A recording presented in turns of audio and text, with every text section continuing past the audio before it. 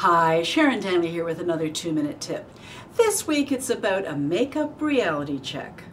As a master makeup and hair artist, in my career I've had the privilege of working with my beauty tools intimately in ways to help groom executives, beautify brides and their wedding parties, to create community among women, to bring out character in actors and celebrities, and to lift a person's spirits, or to camouflage marks and scars.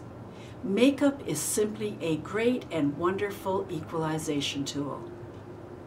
I have used makeup in all kinds of ways and enjoyed every aspect, and it's often been referred to as war paint.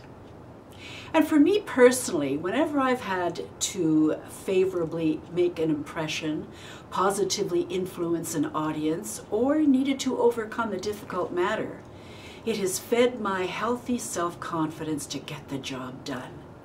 And when I've had to appear in court before a government commission on a difficult subject, I've donned my paint and costume, knowing I would be attacked for my statements of truth. But the statements had to be made to call attention to issues that were being ignored.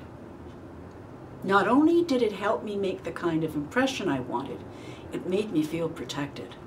Coupled with it being a veil of protection and a shield from some forms of bullying, makeup has dramatically helped many suffering from domestic abuse, medical procedures, accidents, or those born with facial differences or skin disorders. Makeup is a tool for beauty and for protection. It helps to lift self-esteem, and it equalizes opportunities for success in any arena. It supports women's ability to control how they look to the world, especially for those who have been burdened by looking differently. Makeup is also a tool that has its place in an arsenal of good grooming products and tools.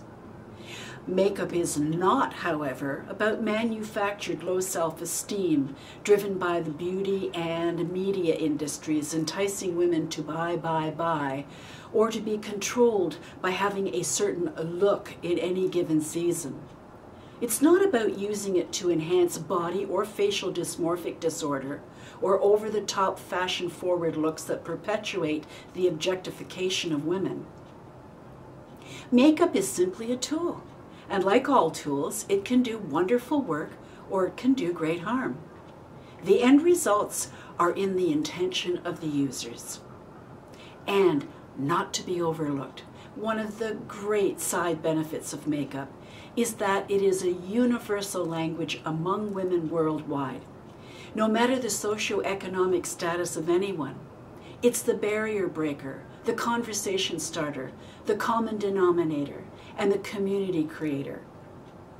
Makeup and other beauty products are simply tools that when used in healthy service by the user, they bring out the magic in anyone and truly help to empower.